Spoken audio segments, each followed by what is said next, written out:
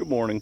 Hey, it's Barry. Down here at the lower paddock, just moved the cattle and sheep, and the big question for me was, do I mow behind them? I'm going to show you why here in a minute.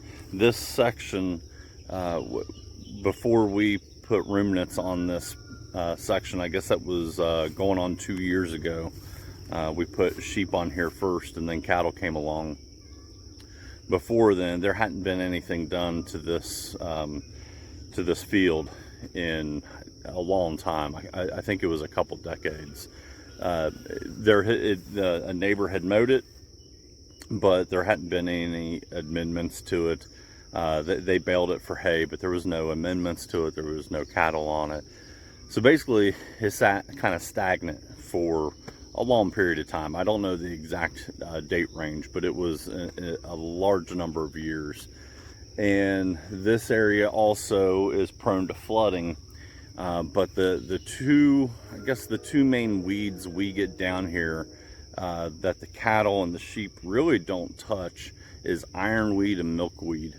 The ironweed, I had said in previous videos that they wouldn't touch it, but when it's really young, they will eat the tips out of it when it's really young. But I've never really seen them mess with it aside from that. So this is the next section, and you can see all that lighter colored. See that? It's all that ironweed. Okay, the cattle and the sheep really don't mess with it. It hasn't gone to seed yet. Okay, so no seeds in there yet. It's not developed to that stage, but see how thick it is, and then look the rest of the way down. The right side, not so much. This area tends to be where it floods.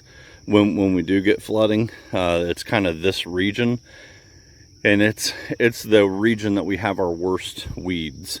I'm not sure if there's a correlation between that or not, but either way, it's a spot that our weeds are the worst, and it's a spot we get flooding. But let me show you what I did here. So I just got all these moved. The cattle do eat out of the mineral bin. They are able to get in here and kind of lick through some of the minerals. Although I do plan to change. I've debated and gone back and forth and back and forth. I am going to put the minerals on the back side of their shelter and make a kind of like a half wall.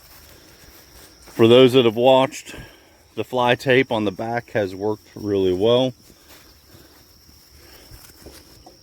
I like that one. That's going to be a really nice. No, it's the other one. The bigger one. I think that's the smaller one. There's a bigger red ram lamb that's going to be an incredible ram. He's out in the grass somewhere. And the lambs are starting to eat a lot more grasses. But here's what I wanted to show. This is the section that they had just come from. You can see the obvious difference here, where they are just at now compared to where they were.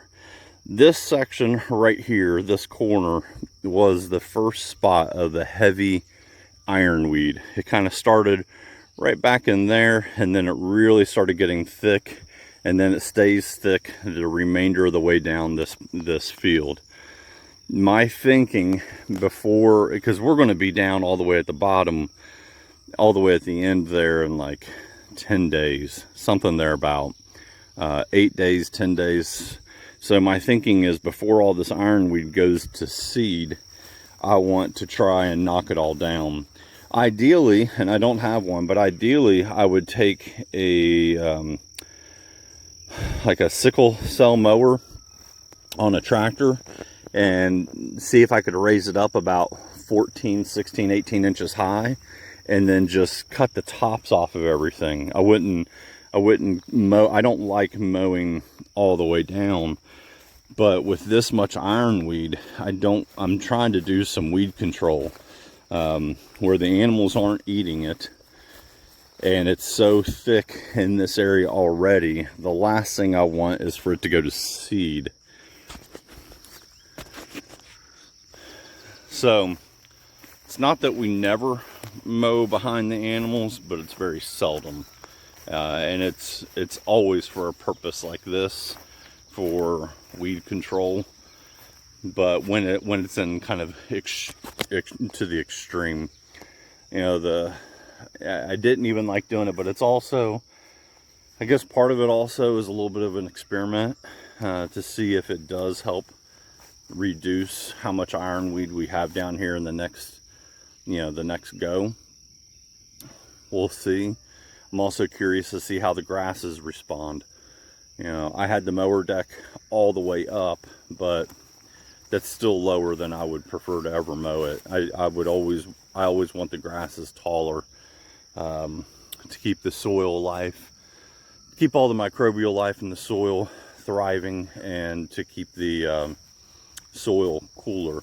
But I will say there was a decent bit of the tall grasses knocked down by the animals that have been trampled. Let me show you. So like here, they've mashed a lot of that down. So it's not like you're seeing bare soil. Occasionally you'll see some soil, but the majority of it, this whole thing, this whole field, it's not like the grass is just been trimmed and the grass has been removed like when you bale hay. It's been trampled, it's been mowed over, and everything's been left here. So it's got this, basically this big, thick, what will end up being carbon layer on top of it. So it's still not letting the sun hit directly on the soil, which is part of what we're trying to do with our management technique. But we'll see. We'll see how it goes. But yeah, all the ironweed, I think I'm going to have to mow behind it. Feel like I'm topping tobacco. Feel like I'm going to have to mow behind them for this section here. This is the worst section on our property for weeds. So we'll see. We'll see if it works or not. Oh yeah, I mentioned that one ram. That red one right there. He was a single, and he was the one that in previous videos I had talked about being so big right off the bat. That is going to make a really nice ram. We will probably try to sell him as a ram, because I think we're going to make all the others, we're going to band them all except him. I think we may try and sell him. He's kind of too good to band, and you know, we don't want to breed him back to everything that closely related to him. But boy, he's going to be a really nice ram. He's going to look very similar to his father. His father has got a build quite like that, pretty long build and large frame, also red, you know. But yeah, he's going to look a lot like his dad. But I'll digress on that. That's going to be a nice one right there. But cattle and sheep are doing well. They're the sheep are hitting that point where the lambs are getting big. The lambs are they're eating grasses. Obviously, you can see that. But the thing about and this has happened whenever we've had lambs before, they kind of hit this peak where the lambs are eating grasses, they're eating the weeds, but they're also still nursing quite a bit, and the mamas haven't kicked them off yet. We don't separate them to wean. We have, I guess, with the males before, once they get of age, we'll separate them out. Last year we didn't band them, so we had to split them up. But they're getting to the point where the ewes are getting a little thin. That one there, number 5, she's always been a little bit on the thinner side. She doesn't have as much conditioning on her. But we've noticed in the past, once the lambs start going more to all grasses and they really back off on the milk, then the ewes will really kind of kick it into high gear and they gain weight real fast. So it's kind of the thinnest our ewes look all year long. They don't even look that thin in the winter. So this is kind of the worst conditioning for our ewes, and then they turn it around from there. Once they start kicking off the lambs and they start eating all this, because that's a lot of grasses, that's a lot of food, and they're there for 2 days. Just thought I'd show you some of my thoughts on regenerative farming. I've been saying that word for a while and I still get tongue-tied. You know, words, vocabulary, not my strong suit. But but management-intensive grazing, that's definitely what we are doing or trying to do on this farm. Love the style. Works really well for us. It's kind of what model fits mine and my wife, and it's just kind of what it's kind of the model that draws us in the most. But they're doing great. We just got to figure out a way to kind of combat this ironweed. So anybody's got any other ideas, because I don't like mowing it down, we don't spray chemicals. Everything here is basically organic, even though we're not labeled organic. We don't do any pesticides or weed control, weed killer, let me preface that.